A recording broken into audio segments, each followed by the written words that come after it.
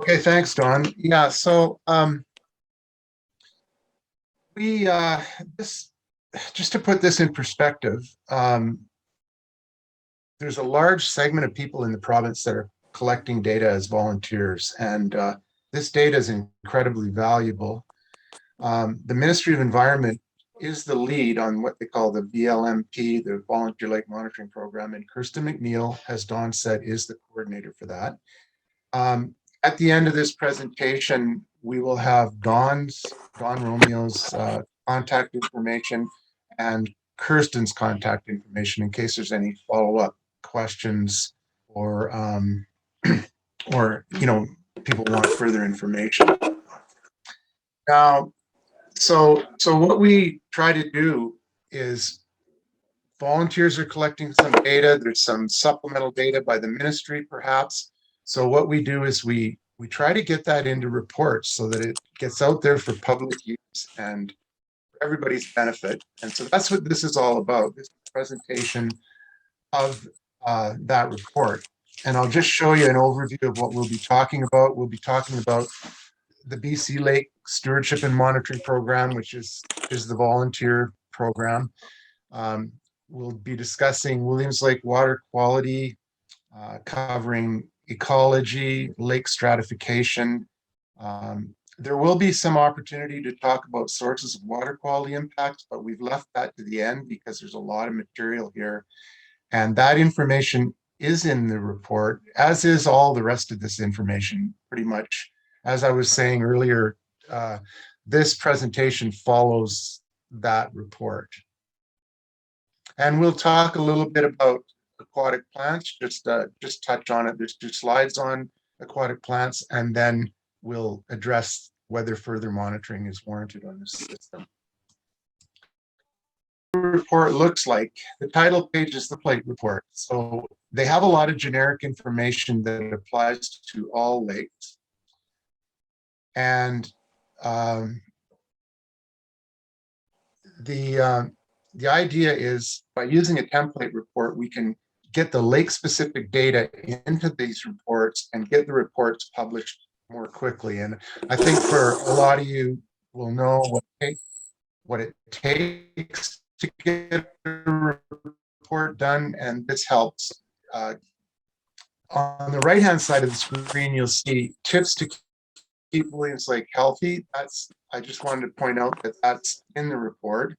And again, we have some slides on it at the end. So this program is in collaboration with the Ministry of Environment, and we'll call them ENV for short now. There's regular water monitoring being done to understand the lake's water quality. So Williams Lake is also part of Environment's BC Lake Monitoring Network, which we'll touch on in a moment or two. And that gives it some added monitoring over other lakes. The report that we're talking about today, it gives results from 1977 and then from 1988 to 2020. And we call this a level 2 program, which I'll also describe in a few moments. We have to give a lot of thanks to volunteer Peter Opie, who has been monitoring the lake since 2014, and he's provided some incredibly valuable information on the lake. Now, because there's been a lot of studies of Williams Lake over the years, when we went to write this report, we decided we really should draw on that information, try to make the report more meaningful and not just report on the most recent data. So in this program, there are different levels of lake monitoring. And, if you look at the one on the left, the level 1, and then go to the level 5, the level 5 includes everything that's in a level 1 to 4, plus it adds inflow stream monitoring. And it just shows you the range of studies that can be done. The basic level of information comes from a level 1, and the most information you'll get comes from something like a level 5. I won't dwell on this too much, but I'll just point out that the level 1 is very basic. It includes weekly or bi-weekly Secchi depth, which is water clarity. and surface water temperature, but it can also include profiles where dissolved oxygen and temperature are taken every meter from top to bottom. And that's what Peter Opie's been doing. And a level 2 study is where there's additional water chemistry in the spring and in the late summer. And that is done by the Ministry of Environment in almost all cases. So this is a level 2 because the Williams Lake is part of the BC Lake Monitoring Network. And so, as I mentioned, that involves sampling 2 times a year by the Ministry of Environment. And I think we're fortunate to have Williams Lake be part of that program. There's only about 5 to 6 lakes per region of the province that are on this program. And it's quite valuable, in my view, for long term because they do these lakes every year consistently from year to year. And that is an excellent thing to capture environmental variability and also potential impacts from climate change. Now, if you look at this slide, this describes the BC Lake Monitoring Network that ministry does. And we don't need to dwell on the details here, except that there's spring and late summer. And there's some differences between shallow and deep lakes. But the thing I want you to really see here is that there's a wide range of physical, biological, and chemical parameters that are done in this program. So that gives a real boost to the knowledge base for a lake like Williams Lake. And then there's a QA/QC component, and it's just to mention that that's quality assurance, quality control, and it's standard practice in aquatic monitoring programs, and it helps ensure that the data is high quality. So the sampling is done at the center site. It's the geometric center of the lake, and that's a map of the bathymetric contours of the lake. So when we talk about Williams Lake water quality, there's some different aspects to it. You know, there's the overall lake ecology. Of course, it wouldn't be complete if we didn't mention fish, of course. And then there's some key parameters such as temperature, dissolved oxygen, nitrogen, and water clarity, including chlorophyll A. All of that information leads us to classifying the lake in terms of trophic status. And I will go into trophic status. And then Lucie's going to give us some comparison slides to show us what Williams Lake is like compared to some other lakes. So we're going to start off with a simplified food web in a lake. And I think to think about this, if you look over here, think about the algae cells in the lake, the floating phytoplankton, floating plant life. You've got sunlight and nutrients such as phosphorus and nitrogen, and that causes the growth of algae, which really produces organic matter, which is then fed upon by a microscopic animal life called zooplankton, which are in turn fed on by larger fish right up the food chain. So you can see how nutrients, sunlight, photosynthesis, production of organic matter works its way right on up through the system.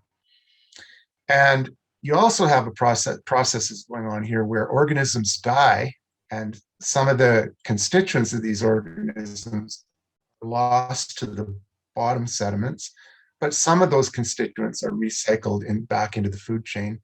And oftentimes the nutrients that are lost to the sediments can also be recycled.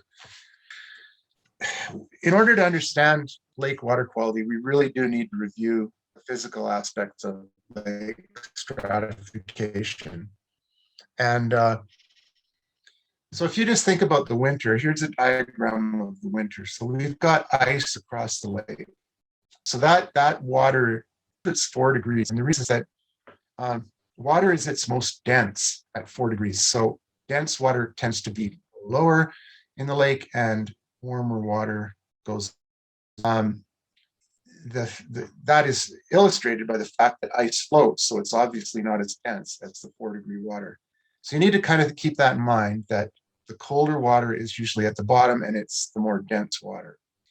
So then what happens is in the spring, I'll just actually, I'm going to go back for one moment. In the spring, the ice melts. And so you've got water that's 0 degrees here and then going to 4 degrees throughout most.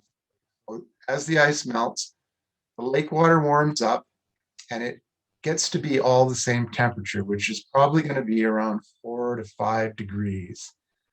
And then wind comes along. And so in the spring, the lake mixes throughout the lake.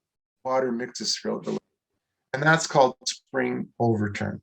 And that's a good time to sample the lake, because if you can imagine sampling in the spring and then going from year to year to year and always sampling when all those constituents of the lake are fully mixed, that gives you some information that's valuable.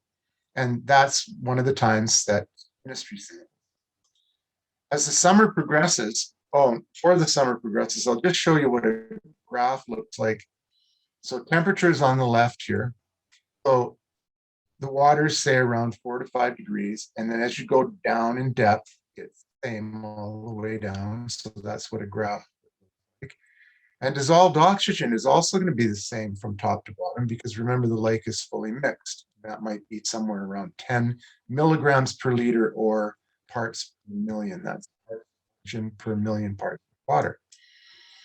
So as the summer progresses, heat from the sun can only penetrate so far, and then it just doesn't penetrate any further to any great degree. So the cold water sits down there at the bottom, and the upper layer warms up, and then the lake stratifies into layers where the upper layer mixes within itself, but it's warm and it can't mix with the colder water in the bottom. And this has important implications for both chemical and biological, the chemical and biological aspects of the lake. This temperature, you see it's warm. It goes down to a certain point, probably around between 6 and 8 meters. And then there's a rapid drop in temperature. And then the bottom water is the same temperature. Now, oxygen in a eutrophic lake, and we'll talk about what eutrophic means, but it's a biologically productive lake with a lot of organic matter. The oxygen will be the same in that upper layer, and then it drops off in the bottom layer due to decomposition of organic matter. Organisms that decompose matter in the lower part of the lake use up the oxygen. Now, this is a different kind of lake. Now, again, this is an oligotrophic lake that doesn't have as many nutrients or as much organic matter or algae.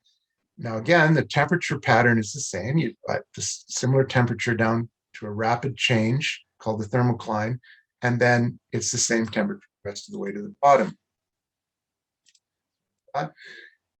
But in this lake, your oxygen is probably the same most of the way down. There might be a little bit of fall off of oxygen in the bottom, but some technical terms here, but the upper layer is called an epilymnion. You've probably, people that fish have heard about the thermocline. That's the region of rapid temperature change. And then the bottom layer is called epilymnion. And most of your fish are going to be in the epilymnion, but when you get heating and of the surface water, extreme parts of the summer, they tend to go down near the thermocline.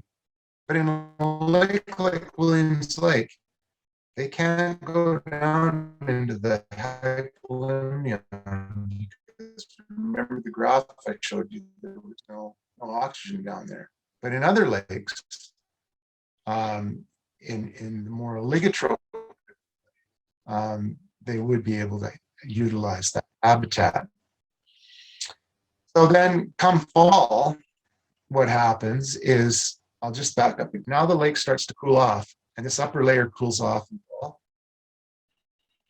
And it reaches a point where all this water is the same temperature as that bottom water. Now the wind comes along and the lake can mix, completely mix. And again, this is overturn, and it's called fall overturn. So you've got spring overturn, summer stratification, and then fall overturn. And that's what a graph would look like. It's similar to the spring. Oxygen is replenished in the bottom waters, and you'd have a oxygen maybe of 10 or something right from top to bottom, and the temperature would be the same from top. Brings us right back to the first slide I showed you, which is winter again. And you've got your ice, 0 degrees, a bit of a rapid temperature increase just below the ice. And then you've got 4-degree water. So that's the cycle lakes go through. And in the winter, we get something called reverse stress. Look at the temperature. You can see the temperature is 0 at the bottom of the below the ice. It increases in temperature to 4 degrees, and then it stays 4 from there to the bottom. So right now, wind can't act on the lake because of the ice cover, and so the lake doesn't mix. So this is called reverse stratification or stagnation. And in a eutrophic lake, remember a really biologically productive lake, your oxygen would fall off to low levels in the wintertime in the bottom, be replenished again in the spring.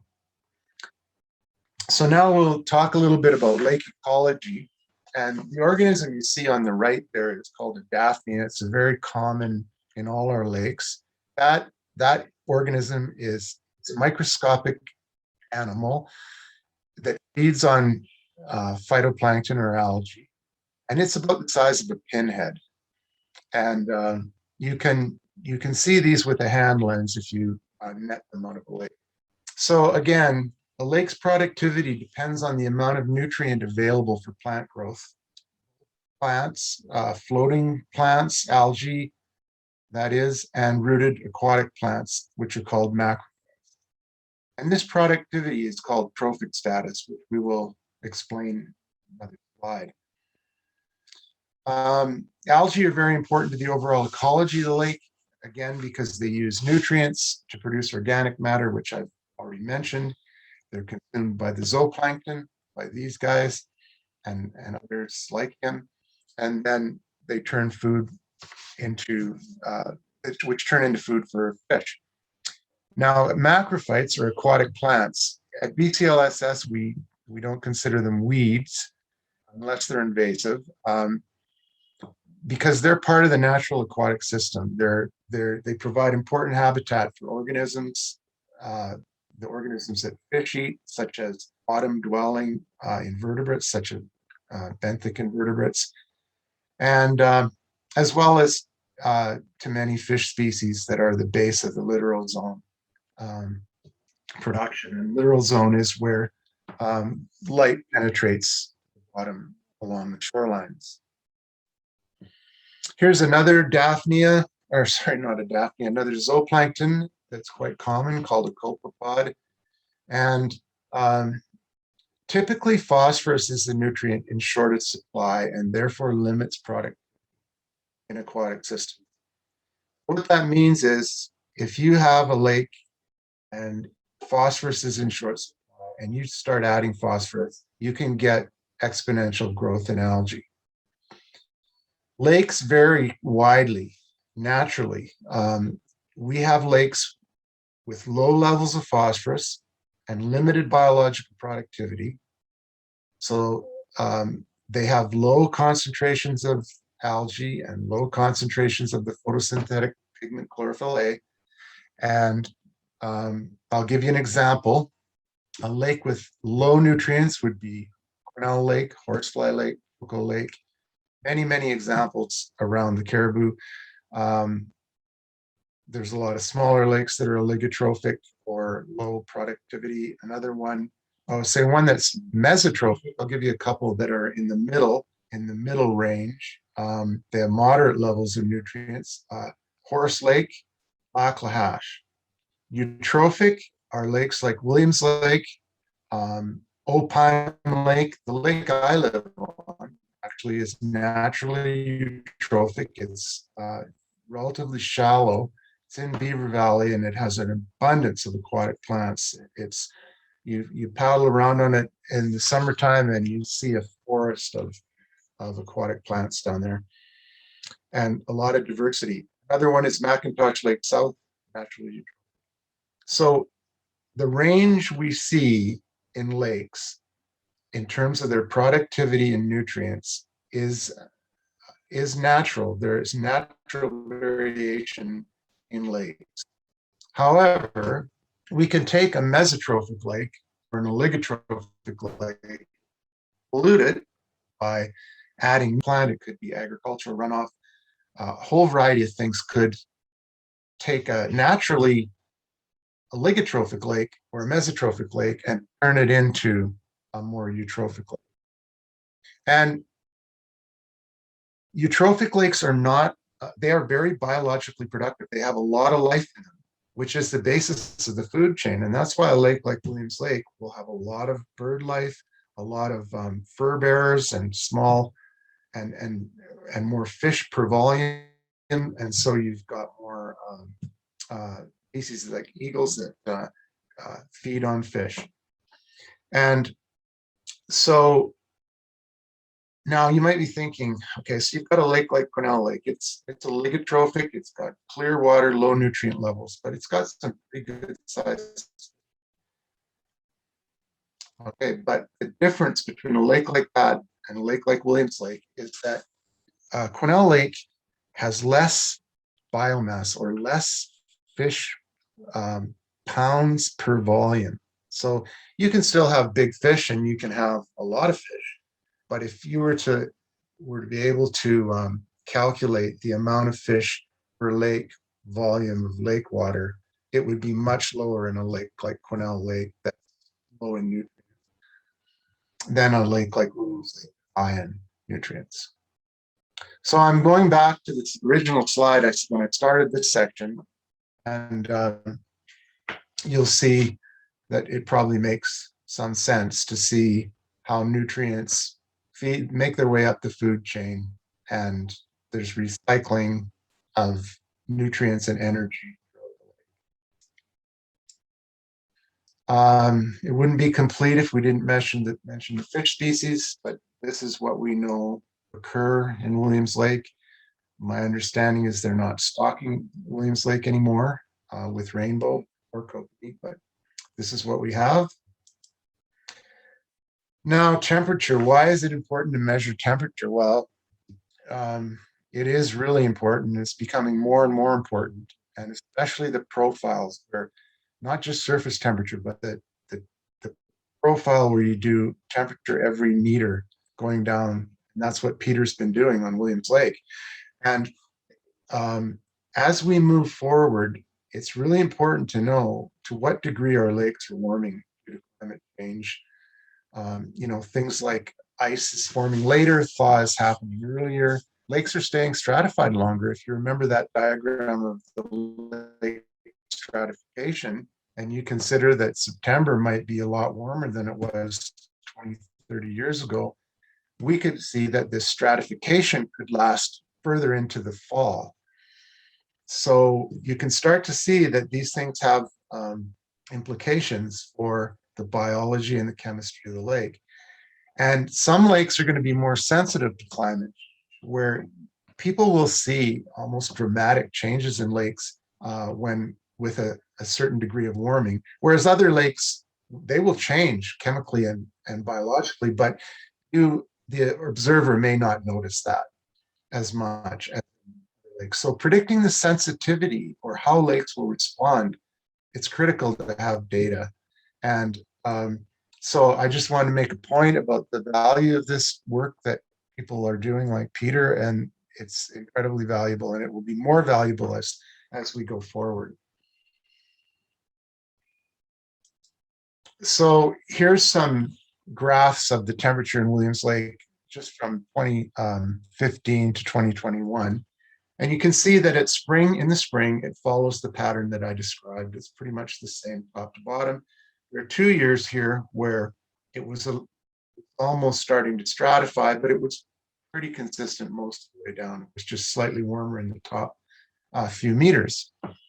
And temperature in the late summer follows that pattern I showed you, where it's warm down to, say, somewhere between 6 and 8 meters. Then there's a rapid drop in temperature called the thermocline, and then we have low oxygen concentration at the bottom.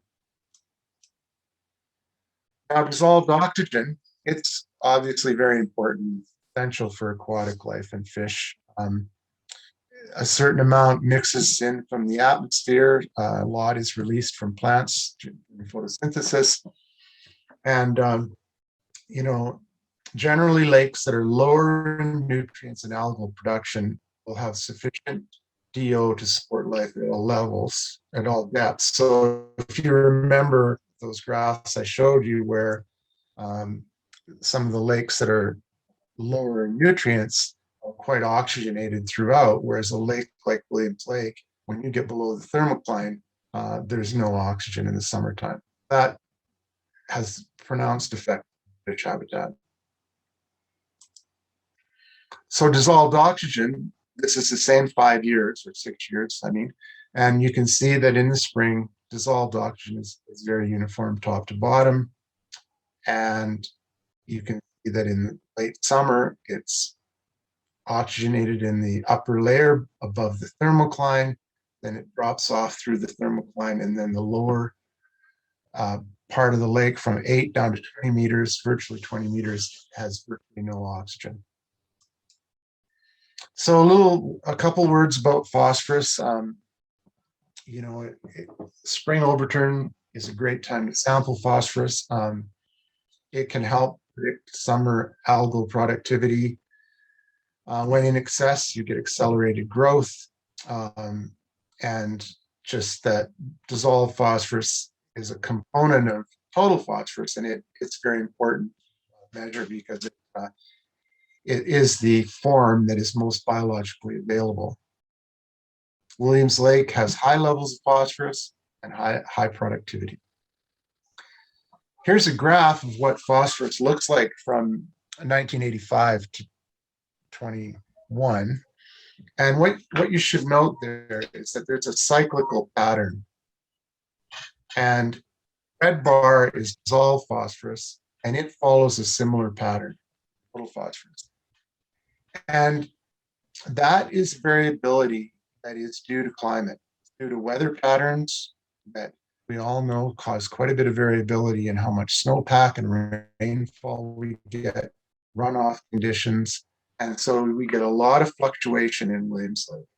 But incidentally, it's interesting to note that from the 3 years of 1977, 78, and 79, the spring overturn phosphorus was 73.7, so in this range here, parts per billion or micrograms per liter. So 73.7 in the early years. Around 1985 to 1987, if you take a three-year average there, you got something like 67. And then at, no, sorry, 87. No, 95, 67. That's something wrong with that calculation. But anyway, I just got some notes here I'm looking at. But if we were in the range of about 73 to 74 parts per billion or micrograms per liter, and now up here in the most recent years, we're in about the 81 microgram per liter or parts per billion range. So there's no evidence of an increasing or decreasing trend in phosphorus. It's more a cyclical. Nitrogen, we do need to mention nitrogen because it's the second most important nutrient for lake productivity, and it's rarely limiting, but in Williams Lake, there's evidence that at times it is the limiting nutrient. And again, our nitrogen values are such that they're indicating a eutrophic lake, highly productive.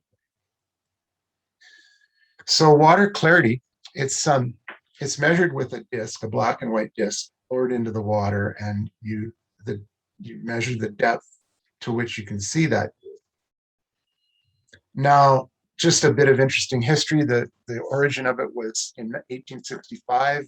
The Pope was interested apparently in a way to measure the clarity of the Mediterranean, and the fellow named Pietro Secchi developed this method, and it's really interesting because it's widely used today by limnological scientists. Of course, they use a lot of other tools, but this is still a very, very valuable measurement. I won't go into the exact method, but essentially just realize that you lower it over the boat and you read the depth to which you can read that to.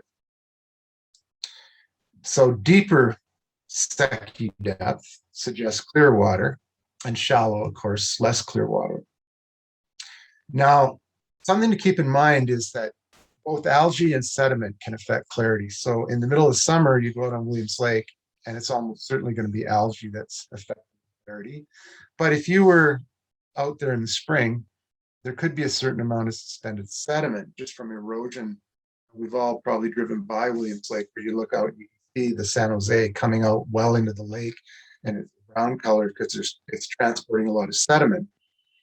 So that's something we ask our volunteers to keep in mind. Their observations are important. You know, when you see a decrease or an increase in Secchi, what is the likely cause?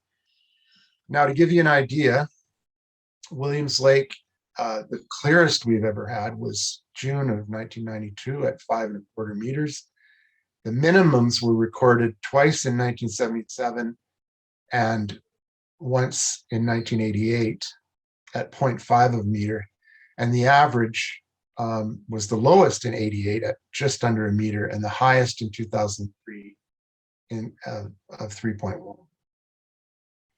But in all cases, the Secchi data are indicative of a eutrophic system, a highly productive system, because they're almost, except for 1 year where it was 3.1, they're always below the criteria of 3 meters. So here's a graph of the Secchi, and you can see a cyclical nature as well, which is to be expected if you think about the cyclical nature of the nutrients that we've just, and the weather patterns. Now, Lucie did a statistical test on this data, and she found that there is no statistical evidence of an increasing or decreasing trend of water clarity in Williams Lake. It's an important thing, you know, to know. And just a mention of chlorophyll A. Chlorophyll A is this photosynthetic pigment that really, if you measure it in the water, that will differentiate between sediment-induced or sediment-induced low Secchi readings. In other words, if you measure chlorophyll A, you're going to get a measure of the amount of algae. And Williams Lake, again, is eutrophic. Some of the data shows that from 2015 to 21, the range was in the spring was from 9 to 26 micrograms per liter, which is parts per billion. But the higher numbers indicate that in the spring, we're already getting algae blooms.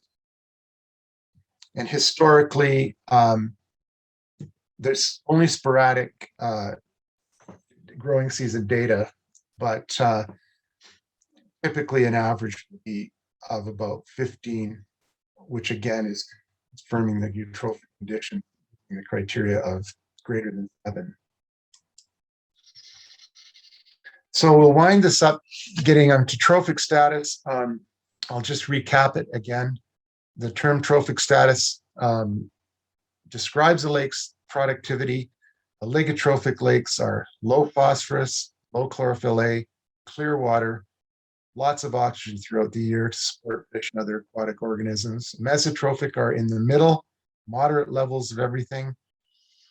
And eutrophic lakes have much more phosphorus and experience extended periods of low water clarity, extensive algae growth, and low oxygen levels in the lower level.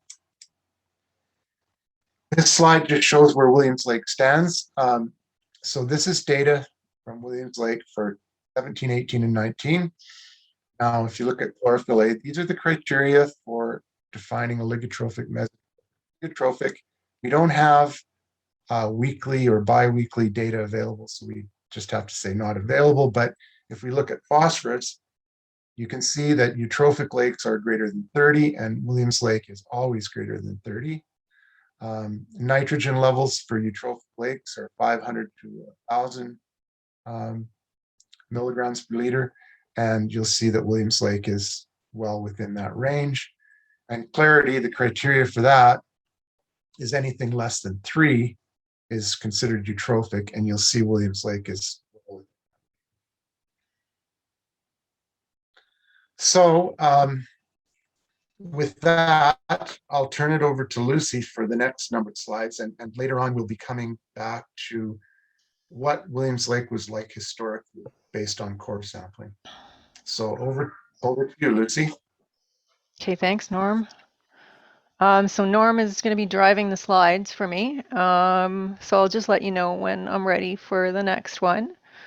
Dawn has already provided some information about our group, but I just wanted to provide a little bit more.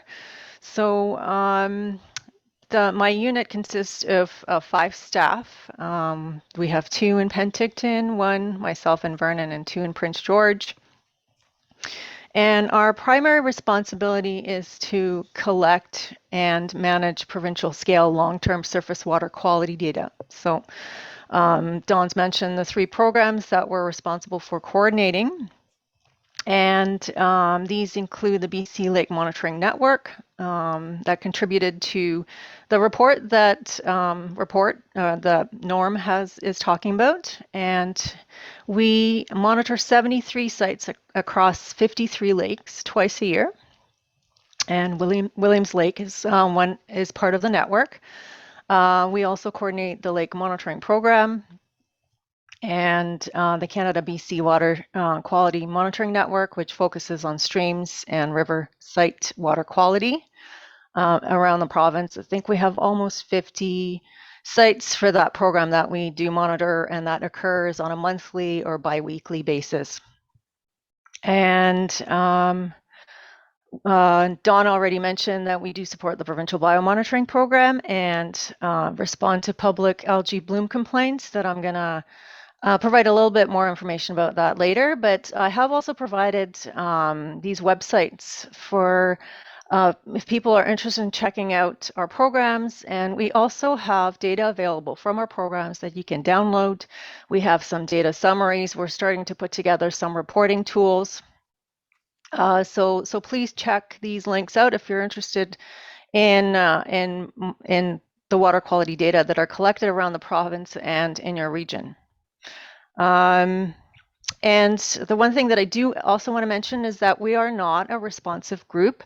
We don't sample spills or investigate compliance problems. We don't conduct impact assessments or issue permits. These are done by other groups. And yeah, if you have any questions around these activities, then I can definitely point you in the right direction. And next slide, please, Norm.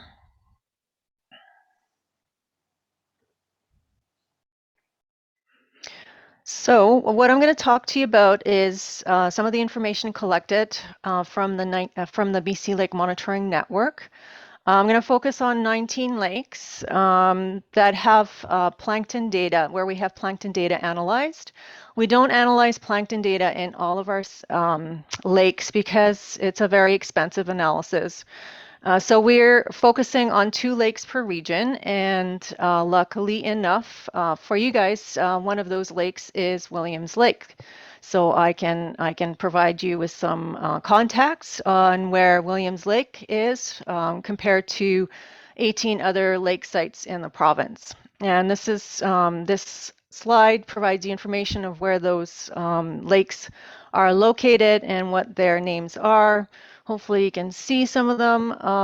And then the bubbles, the size of the bubbles, or the dots representing each lake, is scaled to show you comparisons between how deep and large the lakes are. So the smaller bubbles represent smaller and shallower lakes. The larger bubbles represent larger and deeper lakes. So if you look at Williams Lake, which is the yellow dot sort of in the middle of the province there, thanks, Norm. That is relatively small compared to other lakes with that are involved in this study.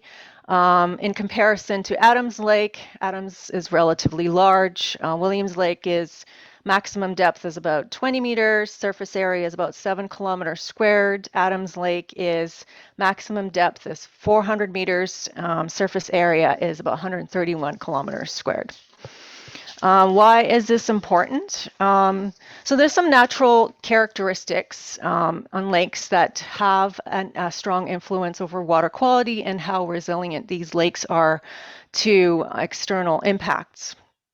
So in general, there's other characteristics as well, including geology, but morphology is a pretty easy one to look at. And so larger and deeper lakes tend to be less productive. So as Norm mentioned, that term oligotrophic, compared to smaller lakes, shallower lakes, which tend to be more productive naturally being. And in fact, it is kind of the fate of all lakes to eventually fill up and turn into wetlands and solid ground in geological scale. This happens over, millennia or thousands of years. Humans do contribute towards making that process a bit faster when there's a lot of activities going on in the watershed. Next slide, please, Norm. So the couple of nutrients that Norm mentioned earlier, I wanted to sort of include information about these from our other lake sites. So this graph summarizes phosphorus information collected at the 19 lakes. The concentration is along the left side of the graph here, and that's in milligrams per liter, so parts per million. I know Norm was presenting his information in micrograms per milliliter, so that's parts per billion. And along the bottom of the graph, you see all the different lakes that are represented, starting sort of ranging from south to north by region. And the data are presented using box and whisker graph, which is a handy way of visualizing data variability measured at each lake. So the light blue boxes is phosphorus measured in shallow waters, the epilimnion, and the dark blue box is water quality measured in deep or hypolimnion waters. So for each lake, you will have a box for shallow and deep waters. And if you look at Quamachin Lake there, it really sticks out there with its phosphorus concentrations. Sort of the bottom of that vertical line represents the minimum concentrations measured, and the top of that vertical line represents the maximum concentrations measured over that 5-year period. And you can see that the concentrations in this lake is considerably higher than other lakes in the province, but also notable concentrations in phosphorus were measured in Pennask Lake, which is located in the Thomson region, Williams Lake, and Punzi Lake, which is the other lake in the Caribou area. And there's also notable differences between phosphorus measured in the deep and shallow waters in these lakes, which indicates that there's probably some internal nutrient loading happening in these systems. Next slide. And the other nutrient that Norm mentioned earlier is nitrogen, also an important one for productivity in lakes, although phosphorus tends to be the most important one, but nitrogen can play a key role. And as you can see, the nitrogen concentrations, again, are highest at Quamachin Lake, which is a lake on the Vancouver Island. I'm not sure if I mentioned that already. And this is followed by nitrogen concentrations in Williams and Punzi Lake. So the two Caribou lakes are have relatively high nitrogen concentrations. And next slide.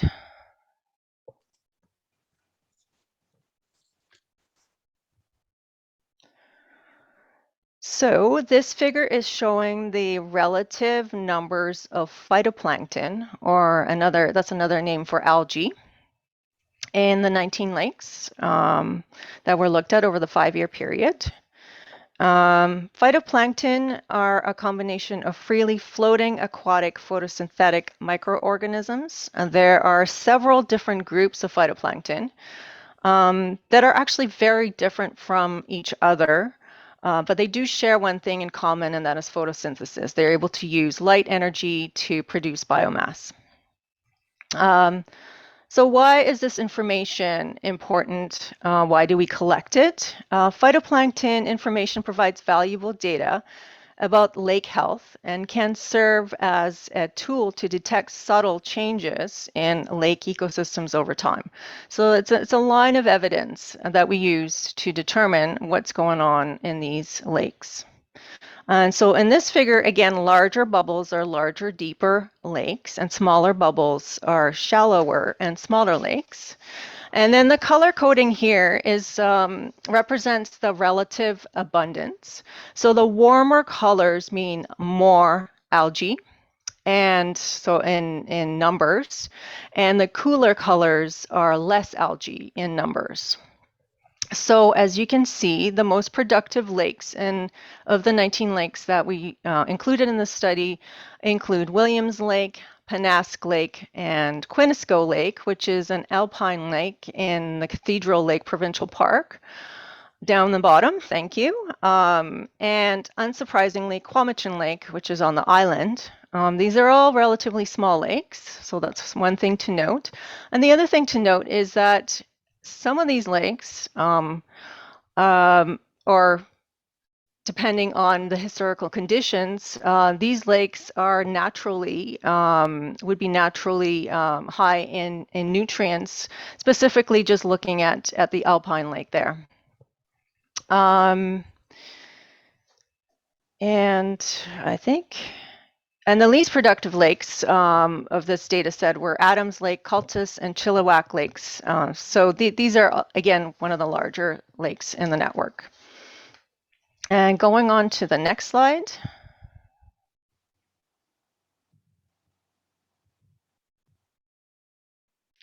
So this graph provides information on the relative contribution from the major phytoplankton groups.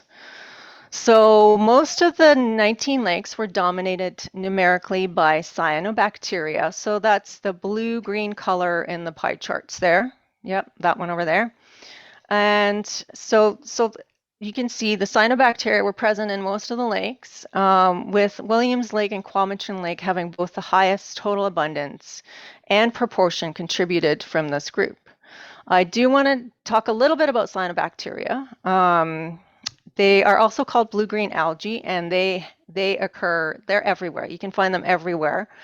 Cyanobacteria are important to life on Earth. There's evidence that this group is responsible for the creation of Earth's atmosphere about 3 billion years ago by releasing oxygen during photosynthesis. They are the ultimate survivors. They have a lot of cool tricks up their sleeves. For example, some species can fix nitrogen.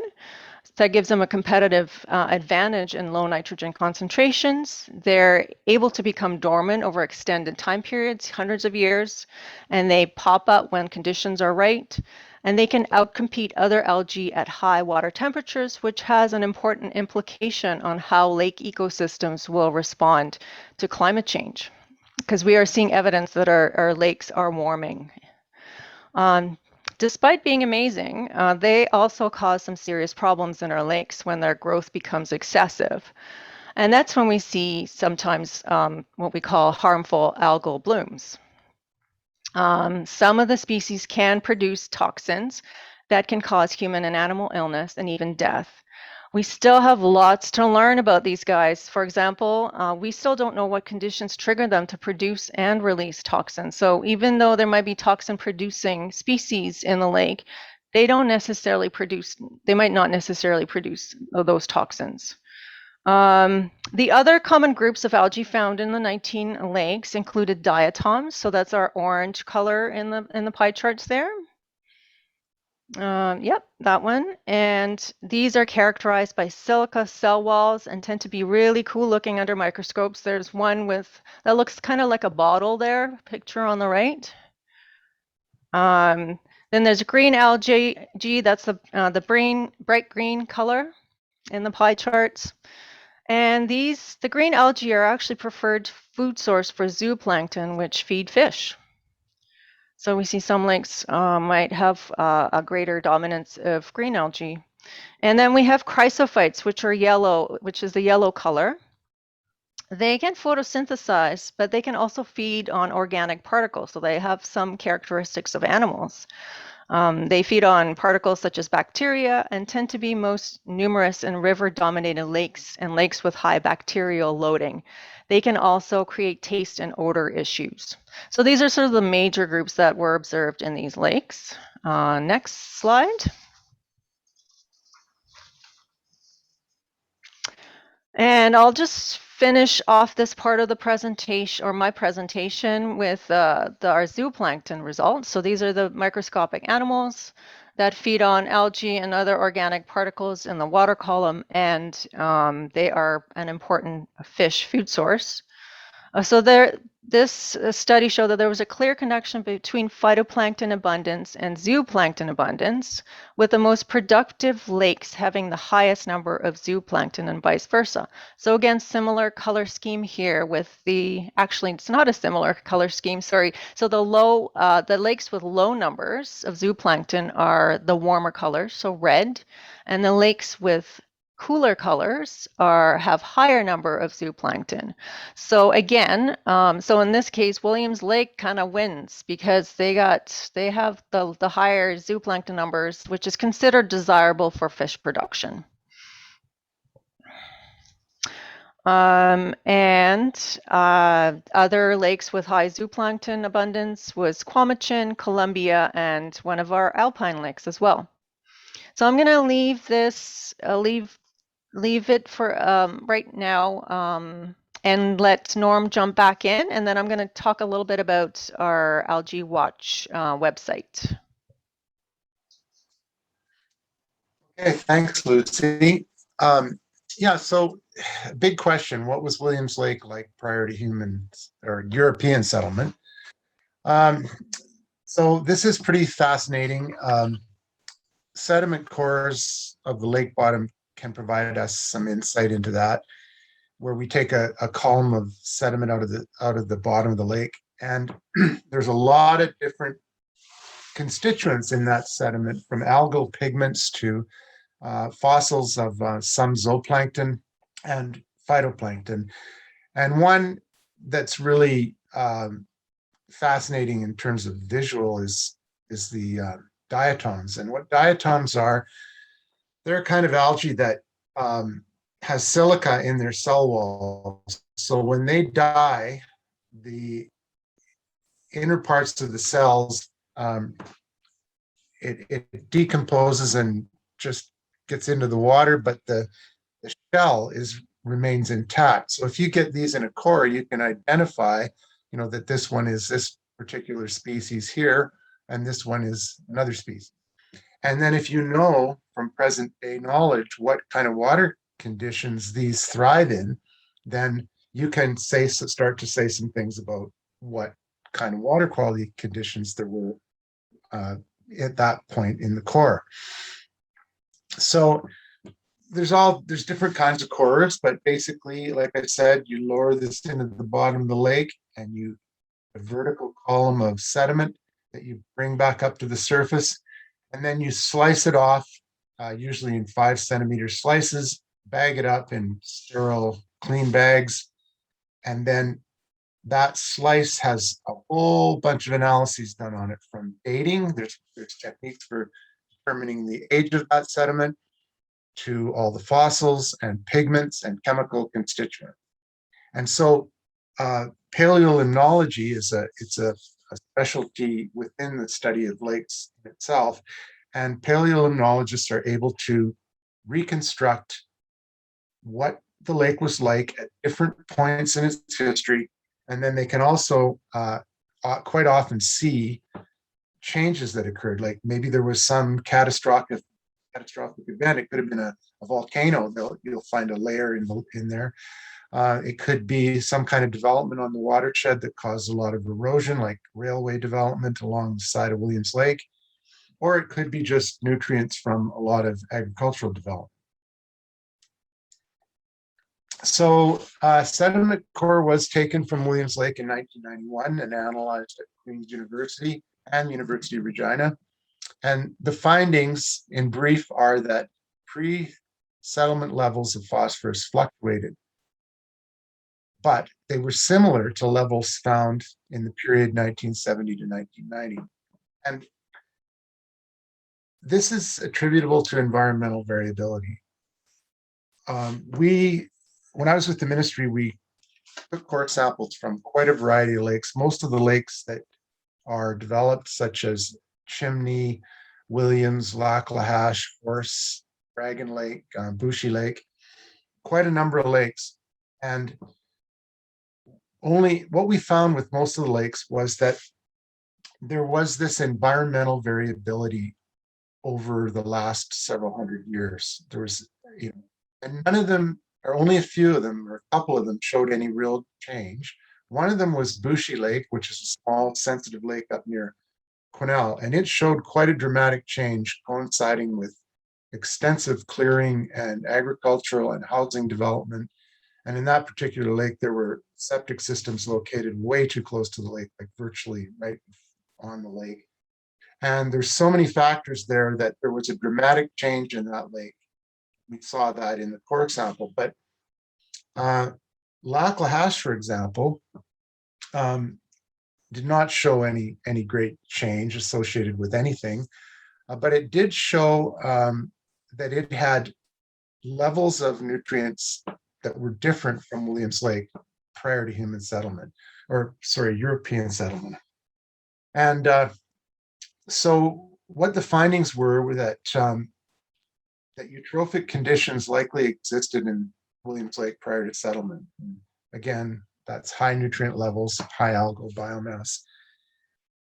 We think that the degree of eutrophy has likely increased.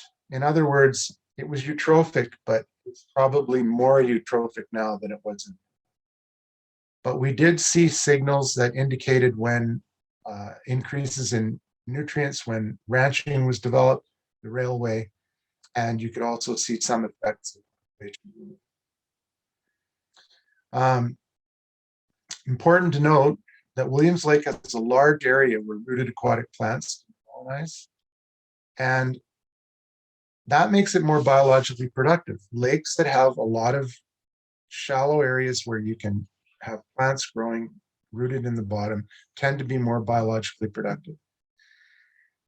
And it's also interesting to note that if you take water samples, say at the outlet of Lac La Hache and the headwaters of Knife Creek and Borland Creek, you can start to realize that even if we had no influence from land development below those points, there would be moderate levels of nutrients going into Williams Lake. So Williams Lake would have been naturally biologically productive. All these factors that we studied. We need to just mention internal nutrient loading. This hasn't been assessed recently to any great degree in Williams Lake, but I think we can expect that that there is a certain amount of internal recycling of nutrients now. There's phosphorus is released from the sediments, and it's entrained back into the lake. That's a bit of a vicious cycle, you might say, that the lake is to a certain extent feeding itself. Again, I don't have any definitive study of that recently. Aquatic plants, as I said, they're an essential part of any healthy lake. Provide food and shelter, young fish, and they also provide food for waterfowl, beavers, muskrats. They can be important nutrient sinks. They can remove nutrients from the water column and may reduce algal blooms. And factors that affect the type and number of plants found in lakes include nutrients, temperature, and introduction of invasives. And one thing that does happen, and one of the things you notice, like I noticed in the lake that I live on, if we have a lot of warm weather in the spring, we'll get a lot of algae growth, and that tends to shade out the aquatic plants so they don't proliferate as much. But if we have cooler weather in the spring, the aquatic plants grow and they tend to take the nutrients out of the lake. And during those summers, our lake is clearer, but it's got a lot of aquatic plants. So there's a relationship there. They're abundant in Williams Lake. Almost 27% of the lake is what we call littoral zone, or it's shore area where light penetrates to the bottom. And it was surveyed extensively in 1980, and all the species they found were native to BC. I don't have any recent information about invasives. I haven't heard that there's any invasive species in Williams Lake yet. But nonetheless, it's really important for boaters to be careful about cleaning their equipment and ensuring that they're not transporting plants from one lake to another. So now we're down to the question of, should further monitoring be done? And as we said, there's evidence that lake was eutrophic prior to European settlement, but there's no statistical analysis that shows any trend in clarity. And phosphorus and clarity are cyclical in nature. And however, given climate change and uncertainties going forward around what we can expect and what might happen with all our lakes, due to climate change, it's really, really important to continue the dissolved oxygen temperature profiles and the water clarity readings in between the times that the ministry is visiting the lake. And so we would really encourage continued monitoring by volunteers. So I apologize that this is really, we're really running into information that we wanted to get across. Now I'll turn it back over to Lucie.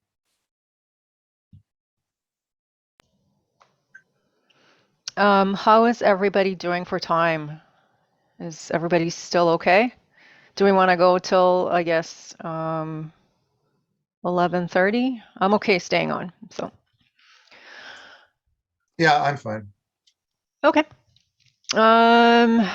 So I just wanted to quickly talk about Algae Watch, which is something that we kicked off this year. Just a quick note that addressing human health concerns, including those associated with drinking water and recreational water use, is under the purview of the Ministry of Health and local regional health authorities. We don't have a mandate to address algae blooms and human health concerns associated with those. So if you do have questions about those, then we would refer you to the local or the regional authorities.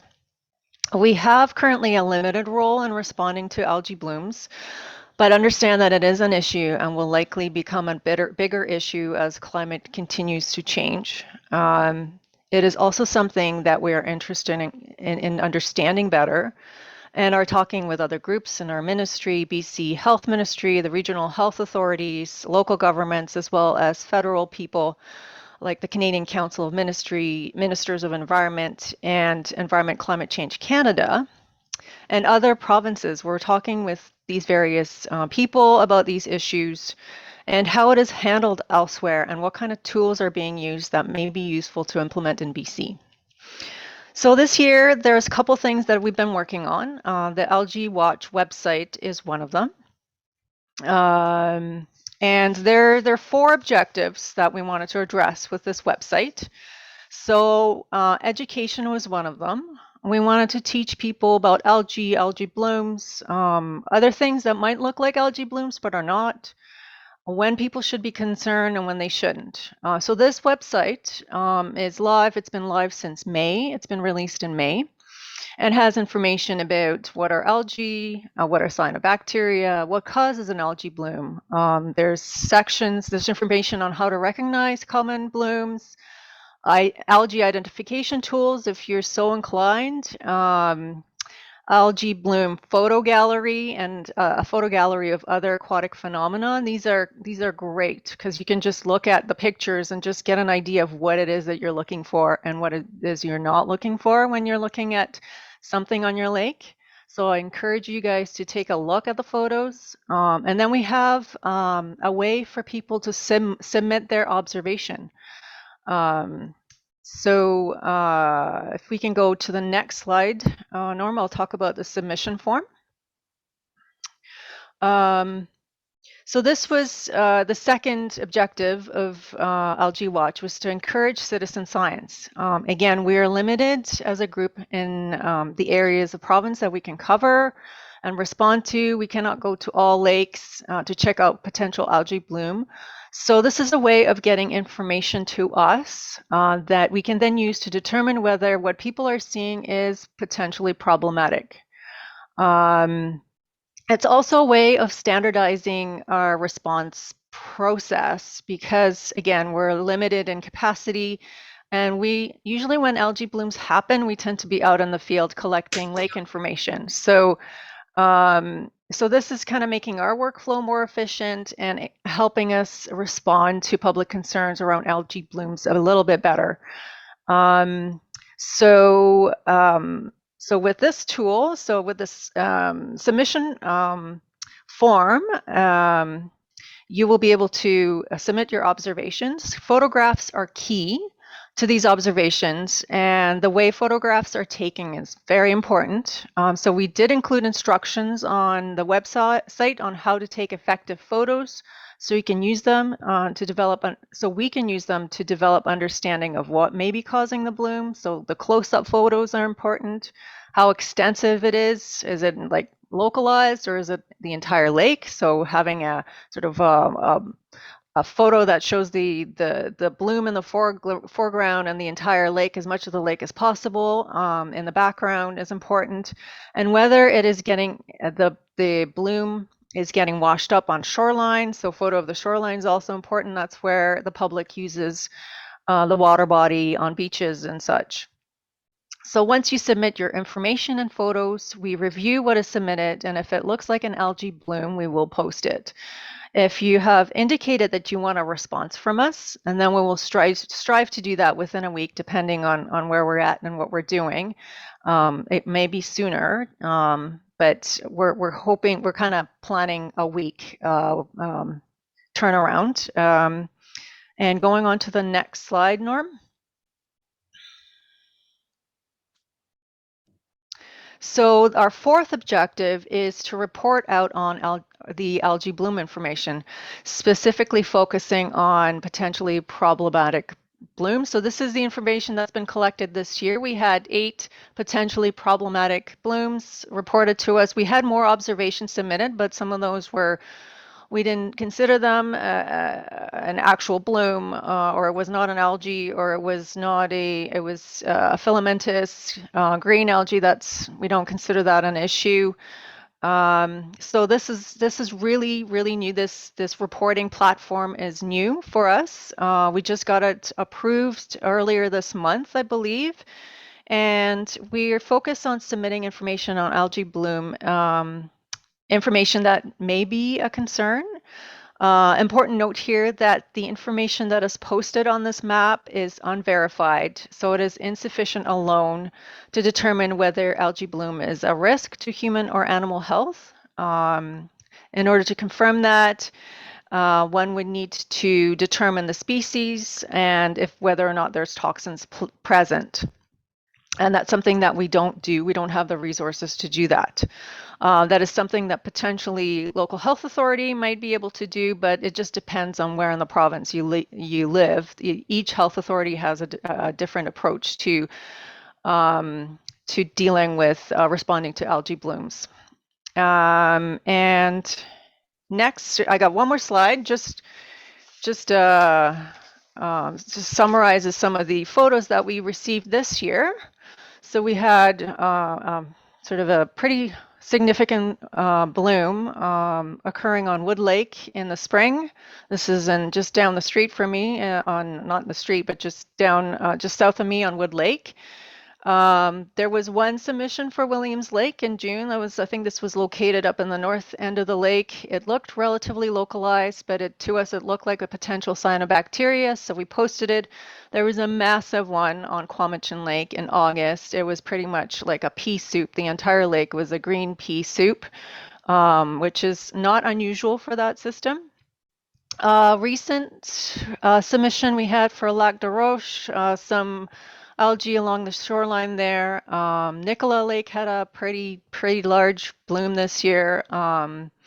I actually took the Swan Lake photo when we were sampling it in August. This is in the Peace region. This was confirmed algae bloom, and then there was one on Norman Lake in August, which is north of Prince George. And that's really all I got to say. Please use our Algae Watch website, and any feedback is also appreciated.